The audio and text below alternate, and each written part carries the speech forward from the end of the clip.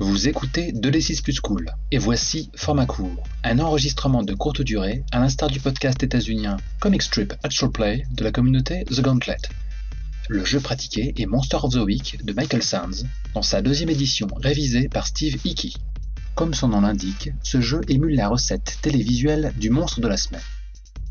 Attention, certaines scènes peuvent choquer par leur aspect malsain. Pour rappel, tous les personnages joués sont fictifs, ils ne représentent ni les valeurs, ni les fantasmes des joueurs.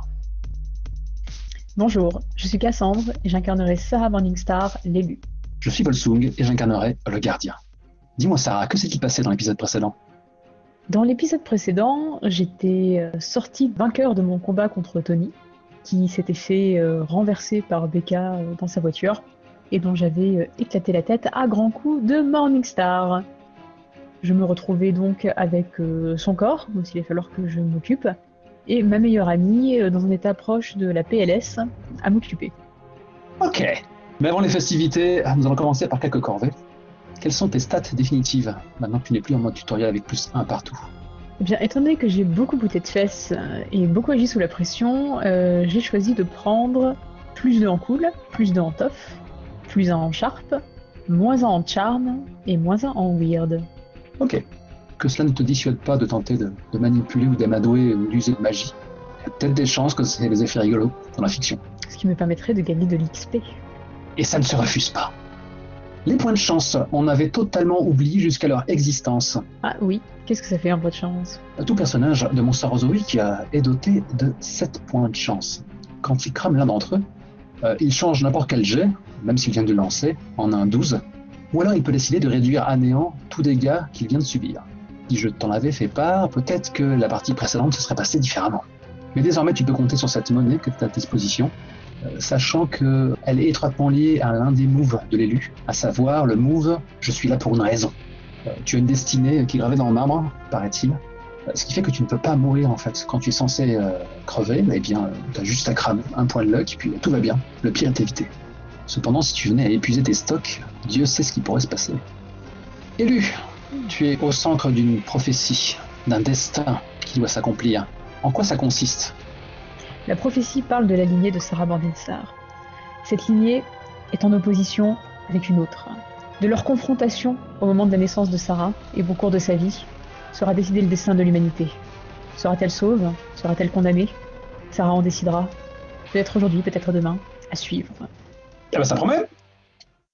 En off, tu avais évoqué un certain Edward Morningstar, ce père qui était censé porter le fardeau d'élu avant toi. Qu'est-ce qui lui est arrivé ? Il est détenu en prison de haute sécurité, car lorsque Sarah était toute jeune enfant, il a été condamné pour avoir perpétré un massacre dans un bâtiment. Il faut croire que le passage de pouvoir s'est mal passé. Sarah aurait aussi préféré avoir la présence d'un père à ses côtés pour grandir, mais par défaut, ça a été sa tante. Sa tante, mais qu'est-il advenu de sa mère ? Eh bien, la mère de Sarah est morte dans un supposé accident de voiture. Que de tragédie autour de toi, Sarah. Il faut croire que ça fait partie du poids de la destinée Morningstar. Tu as parlé de ta némésis, d'une lignée qui t'est opposée en tout. Qu'est-ce que tu sais dessus, en fait ? Absolument rien. Je pense que les lignées se sont déjà croisées et se sont affrontées régulièrement, étant donné qu'après tout, il est prévu à un moment que les deux s'affrontent, donc si jamais ils pouvaient réussir à s'affaiblir avant le moment de la confrontation, c'est toujours ça de prix. Du coup, il ne serait pas surprenant que la mère de Sarah ne soit pas morte dans un simple accident et que son père n'ait pas forcément été arrêté parce que la police est arrivée comme par hasard de manière très réactive ce jour-là. Comme c'est mesquin. Tu penses vraiment qu'ils sont coupables ? Ce serait cruel de leur part. Sarah n'a aucune certitude, de toute façon elle ne connaît pas la lignée adverse, enfin peut-être qu'elle la connaît mais qu'elle se dissimule bien, mais elle commence à se poser la question depuis qu'elle a appris la prophétie. Ok. Tu es le jouet de la destinée, c'est un fait avéré. Et c'est aussi un move, un passage obligé en ce qui te concerne. Peux-tu nous dire en quoi il consiste ? Jouet de la destinée. Au début de chaque mystère, jette plus weird pour découvrir ce qui est révélé sur ton futur immédiat. Et c'est un beau 2, un beau gros échec. Du coup, est-ce que tu acceptes ce 2 et tu empoches un point d'XP ou est-ce que tu préfères cramer ton premier point de chance ? Mais cela dit, il ne me manque que 2 points d'expérience pour monter de niveau. Je vais garder le point d'expérience. Ok. Où est-ce qu'on se trouve au moment où cette vision débute ? On se trouve dans la chambre de Sarah. À quoi ressemble Sarah ? Sarah est assise sur son lit, Elle porte un hoodie noir. La capuche n'est pas rabattue sur son visage, contrairement à quand elle sort, parce que là, elle est chez elle. Elle a un vieux jean troué aux genoux et elle était assise en train de regarder des CD de musique pour choisir ce qu'elle allait écouter bientôt. À ce moment-là, il y a 3 coups sourds qui sont frappés à la porte de ta chambre. Eh ben, je lève la tête, je dépose mes CD sur le lit à côté de moi et puis je me lève pour ouvrir, me disant que ça doit être ma tante, Élise. Naturellement, elle est dans l'encadrement de la porte, la perpétuelle mine un peu renfrognée de ta tante, qui d'un hochement de tête déclare « Une visite pour toi ». Mais elle ne s'écarte pas, elle reste figée, les yeux dans le vague. J'ai un haussement de sourcil un peu surpris parce que je reçois pas beaucoup de monde. Et je lui dis d'accord. Et je fais mine de m'avancer, mais voyant qu'elle ne bouge pas, du coup, je me balance un peu de droite à gauche, l'air de lui dire je peux passer ou il y a un problème? Un flot de sang inonde tes vêtements, flot de sang qui jaillit tel un geyser des lèvres entrouvertes de ta tante. Elle te regarde avec une stupeur affichée, elle pousse un cri rauque, et à ce moment-là, un avant-bras jaillit de sa poitrine, avec un cœur encore battant à l'intérieur. Elle a juste le temps d'éructer un hoquet, que cet avant-bras disparaît à nouveau par où il est venu, avec le précieux cœur. Eh bien, je vais me mettre à hurler. Un très long hurlement de peur, de surprise et de désespoir, parce que ma tante, c'est elle qui m'a élevée, c'est un peu ma mère. Trop de surprise.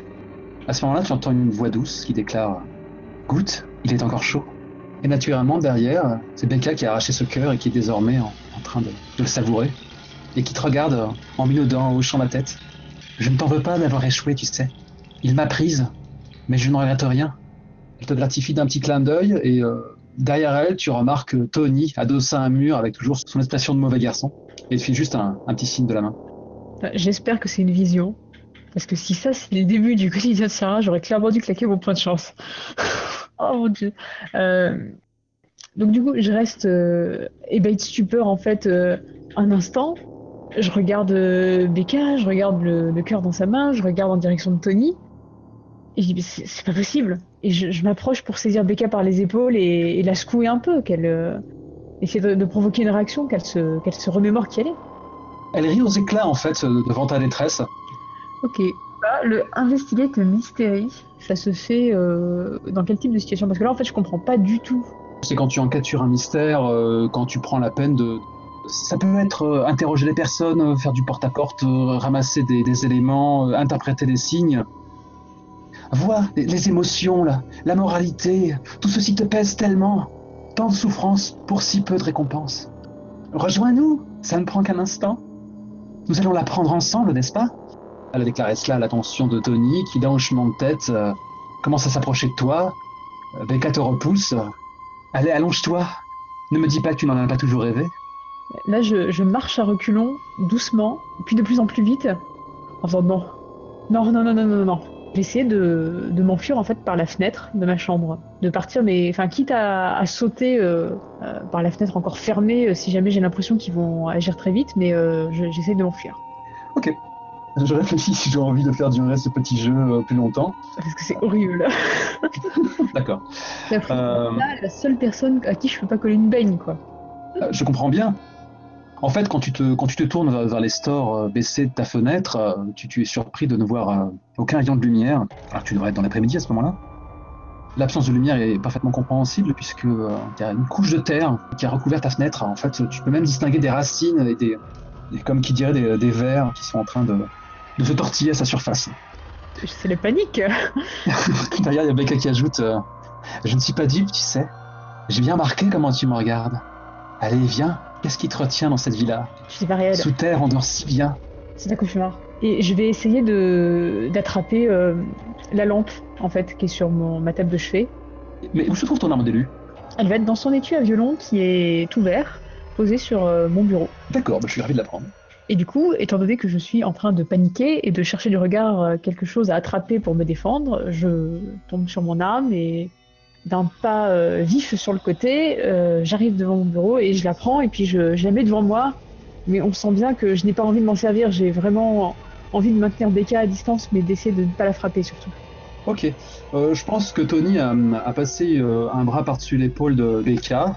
Il mord à belles dents dans le cœur encore fumant de feu Elise Reeves, ta tante. Il fait t'as entendu la demoiselle? Te fais pas prier. Allez, Il y a Becca qui te regarde de pied en cap et qui déclare c'est complètement absurde, qu'est-ce que tu espères obtenir avec ce jouet? Et effectivement, ton étoile du matin a l'air tout ressortie d'un magasin Toys R Us, avec des couleurs criardes, plastique léger. Je la regarde avec l'air complètement décomposé. Et du coup, je vais lui lancer à la figure et essayer de la contourner et puis de passer au-dessus de Tony pour courir dans la maison. Il se contente de rire de concert. Et ils commencent à s'embrasser à pleine bouche, se recouvrant mutuellement le visage de sang frais. Et lorsque tu te précipites dans l'encadrement de la porte, tu as à nouveau cette certitude que ta chambre elle-même se trouve à 6 pieds sous terre. Tu as une masse de terre qui recouvre désormais l'encadrement de la porte. Et tu as le corps de ta tante qui est là, debout, alors que des racines l'enchevêtrent et que déjà sa peau se parchemine et ses os blanchissent. De désespoir, en fait, je vais me mettre à hurler en allant sur eux, en fait, avec le premier objet contondant que je vais avoir sous la main, qui va sans doute être ma lampe de chevet. Pour frapper limite en fermant les yeux, en fait, parce que je veux juste pas voir ce qui va se passer. Tout est tellement horrible et oppressant que c'est le craquage. Et, il dévie d'un geste ton âme improvisée, se jette sur toi et te plaque sur le sol, faisant à moitié s'effondrer ton étagère. On a un plan sur ces CD que tu regardais en toute innocence quelques instants plus tôt. Ils partent à nouveau d'un éclat de rire guttural, alors que, d'une façon caractéristique, leur mâchoire se disloque, leurs yeux virent à l'écarlate, et après un instant où ils pourraient se mettre à hurler tels des bêtes de la nuit, ils abattent leur croc sur toi et commencent à te prélever des lambeaux de chair, et tu te retrouves en nage dans ton lit, dans ta chambre, avec la lumière de l'après-midi encore visible, à pousser un hurlement, j'imagine. Oui. Je hurle, je halète, je me tâtonne les bras aux endroits où ils m'ont mordu, je me tâtonne le corps. J'essaie de vérifier que tout va bien, je regarde à l'extérieur, je vérifie qu'il y a de la lumière. Je veux être sûre que tout ça c'est bien fini. Faire un 2 sur jouer des destinées, c'est sympa, hein, tu vas recommencer. Non, mais la prochaine fois je claquerai un point. Ta tante a poussé la porte à toute volée, elle a l'air d'aller beaucoup mieux finalement. Sarah, qu'est-ce qui se passe? Je me lève et je bondis dans ses bras et je la serre vraiment fort en sanglotant. Elle a une hésitation, elle finit par te regarder avec un air triste et te serrer les bras. Je pense qu'elle t'accompagne dans ta chute, c'est toutes les deux à genoux. Elle te caresse les cheveux, dit « Ça va, ça va. Ainsi, toi aussi, tu as ces... » Mais elle ne finit pas sa phrase. « Est-ce que tout va bien ?» C'est une voix qui se fait entendre au rez-de-chaussée, une voix qui t'est familière. Ah bon? La voix de qui? Joshua? Qu'est-ce que Joshua fait à la maison? Oui, Monsieur Desmond est venu te rendre visite. Je renifle un peu et je lève le visage à elle et je lui dis d'accord. Mais je sais pas comment lui dire que j'ai eu peur pour elle, que je suis contente qu'elle va bien, donc je la serre juste un petit peu plus fort et difficilement je me dégage d'elle pour me relever et... Elle te gratifie à nouveau d'un petit regard triste avec un sourire en coin à peine esquissé. Je pense qu'avec ta tante, où je devine naturellement cette relation un peu étrange, peut-être pas besoin de mots pour échanger.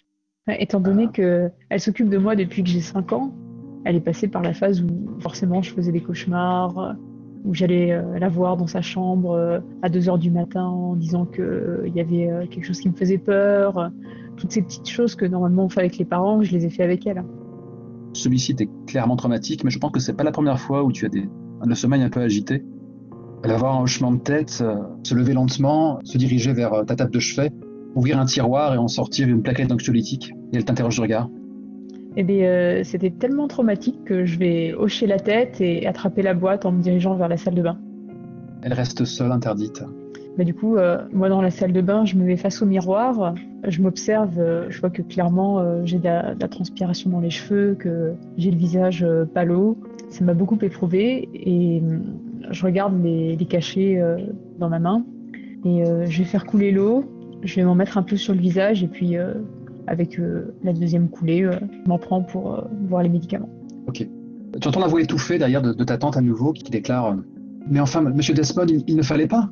Oh, pauvre de vous. » Je m'essuie le visage et puis je sors de la salle de bain, je vais voir ce qui se passe. Ta modeste demeure n'en a pas forcément d'escalier adapté aux handicapés. Il a grimpé à la force des coudes jusqu'à l'étage, quoi. Inquiet qu'il était. Ça me culpabilise un peu et du coup je me précipite aux côtés de ma tante qui je suppose doit être à son chevet. Bien sûr. Elle a tâché de le soulever, de l'accompagner. Naturellement pour toi c'est une formalité. Où est-ce que vous le posez ce brave garçon?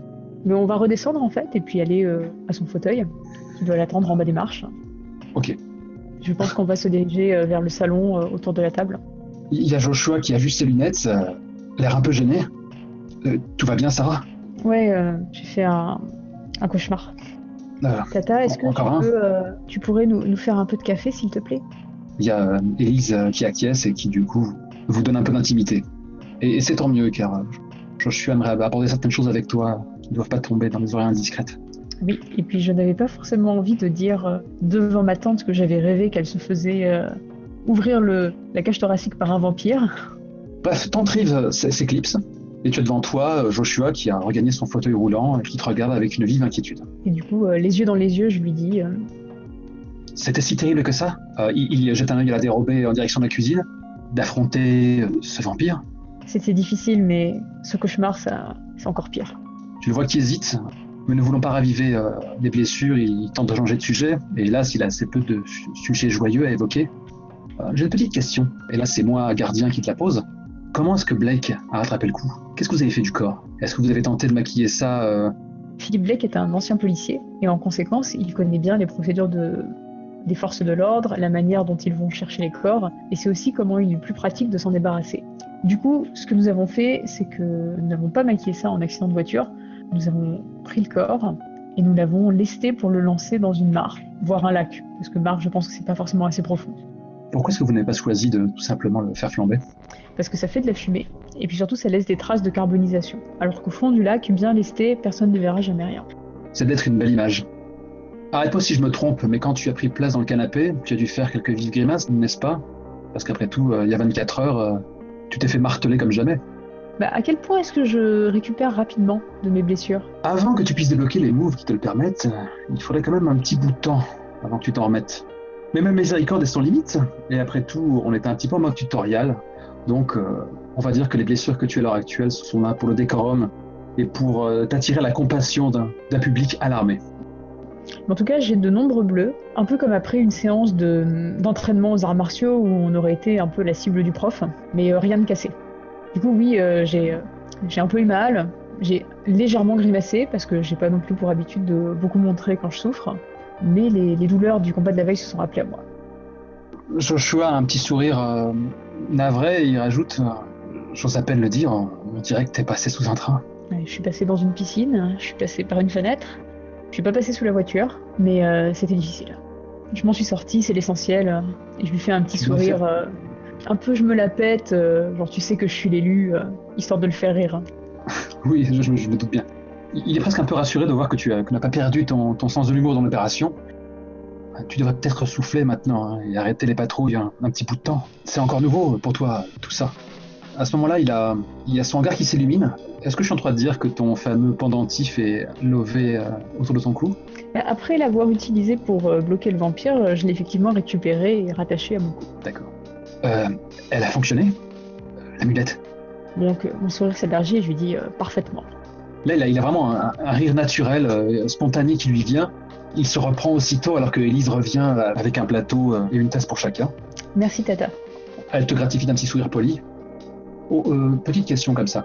Auprès de Élise, comment est-ce qu'elle est censée percevoir Joshua? En fait, au niveau de mes études, j'ai beaucoup de matières, notamment de la littérature et de l'histoire.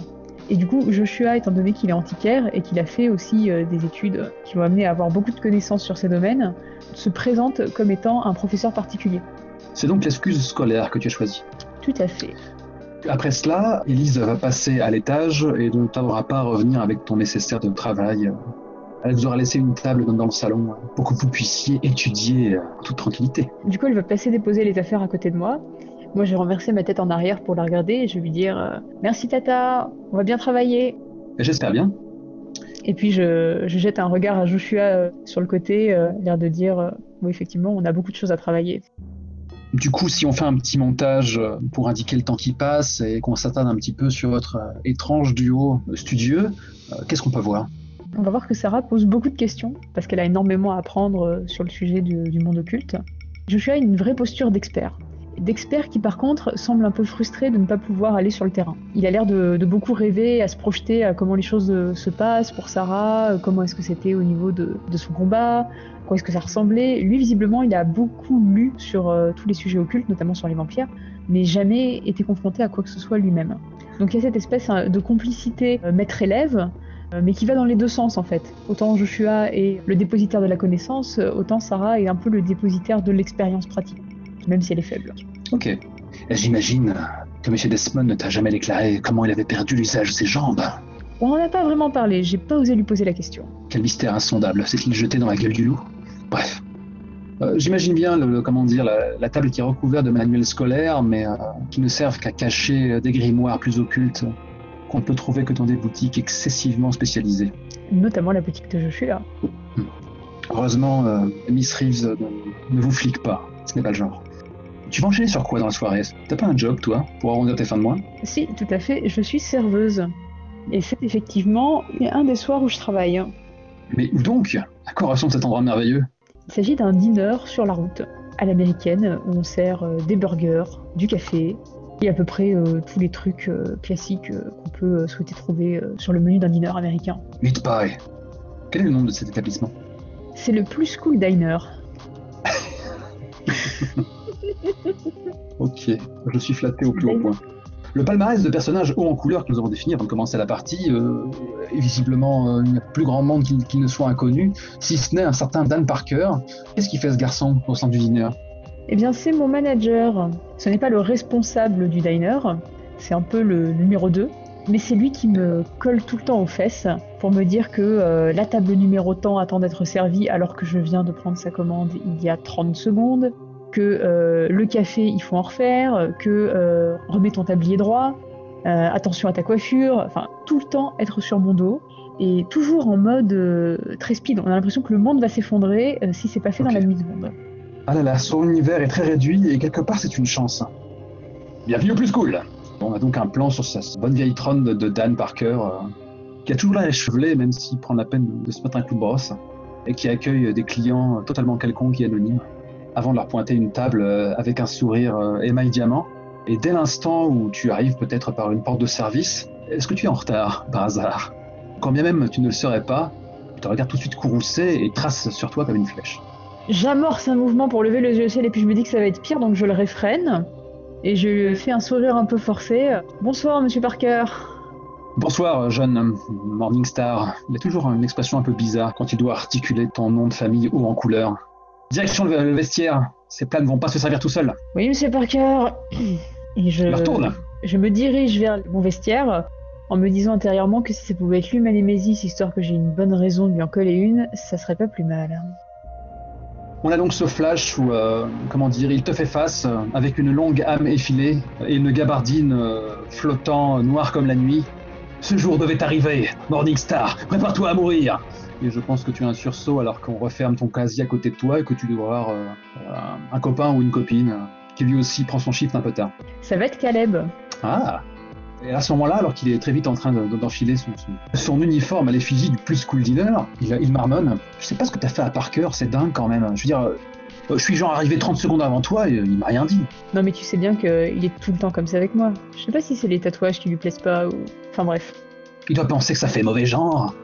Et en fait, quand il fait ça, il imite plutôt bien. Il doit avoir une sorte d'expression où il fait avancer sa mâchoire inférieure et il te regarde avec des yeux qui tâchent de rendre globuleux. Ah, on va peut-être pas aggraver notre cas. Ça me fait rigoler et puis je lui tapote sur l'épaule. Je dis ouais, t'as raison. N'en rajoutons pas. Ok. Du coup, à quoi ça ressemble ce nouveau montage où on peut te voir accomplir la tâche qu'on attend de toi pendant une partie de la soirée? Je suis dans l'uniforme du Plus Cool Diner. Quelle touche t'as avec ça?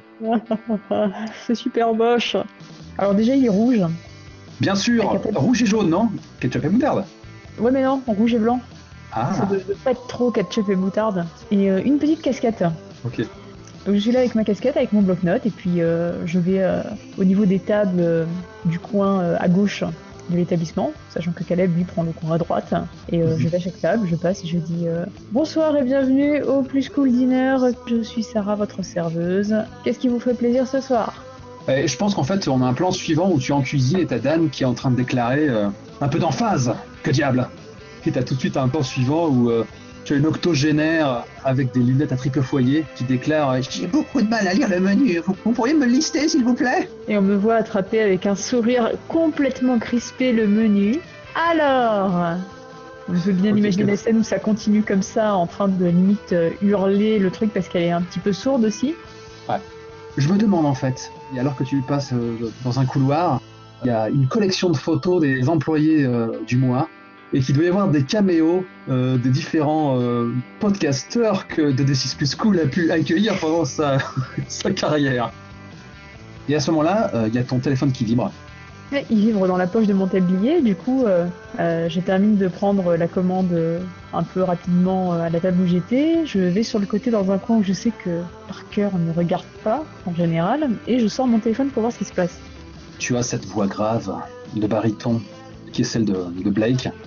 Je pense que alors que Parker allait griller au téléphone, Caleb t'a remarqué du coin de l'œil et il fait mine de le distraire en manquant de renverser un plateau. Et ainsi tu peux enchaîner sur cette conversation. On a un contre-champ et on voit Blake dans une sorte de cabane perdue au fin fond de je ne sais où, avec un camarade d'un âge certain qui est en train de pianoter sur différents ordinateurs en même temps. Certains ont leurs entrailles électroniques apparentes. Et il déclare c'est bon, on a fait disparaître toute preuve vidéo de tes aventures. Il y a son acolyte randouillard qui a un petit sourire en lançant une dernière fois une certaine vidéo. L'image saccadée de quelqu'un qui devait filmer aux alentours de la piscine. Tes empoignades avec Tony. Morningstar, tu en dois une. Oui, bah, je rembourserai en sauvant l'humanité. Ça ne peut pas attendre. Moi, je suis pas sur place, donc c'est toi qui vas t'y coller. J'ai un cas à te proposer, donc tu te charges à ma place. Je te file l'adresse. Bah, d'un coup, en fait, alors que j'étais un peu joueuse avant, mon visage se tire. Ok, qu'est-ce que c'est? Et en fait, tu réalises qu'il a déjà raccroché, le mufle. Merde. Et t'as un bip caractéristique alors que tu reçois le 142 avenue Crystal Sky. Du coup, je vois qu'il a raccroché, je soupire, merde. Mon téléphone vibre immédiatement de l'envoi de son SMS, où je vois l'adresse. Je regarde un peu autour de moi, je m'aperçois que Caleb a vu que j'étais au téléphone. Je lui adresse un petit sourire contrit et je le range dans ma poche. Et bah, je sais qu'il va falloir que je reste assurer la fin de mon service et que derrière, il va falloir aller voir ce qu'il y a à l'adresse. Donc c'est le cœur inquiet, l'esprit préoccupé, que Sarah repart à une table. Que va-t-on lui commander? Est-ce que ça va être le tout dernier burger? Une grande tasse de café? Sarah parviendra-t-elle à lâcher son uniforme? Ou devra-t-elle courir à l'avenue Crystal Sky dans sa magnifique tenue super flashy du Plus Cool Diner? Tout ça, nous le saurons dans le prochain épisode de Monster of the Week. Nota bene du gardien. Après le seul et unique jet de cette session, Cassandre a tenté d'amener un jet d'enquêter sur un mystère qui était hors propos. Cependant, j'aurais dû la rectifier et lui suggérer de faire analyser une situation difficile. Elle aurait eu au moins un succès mitigé et j'aurais pu lui affirmer qu'il s'agissait d'un rêve.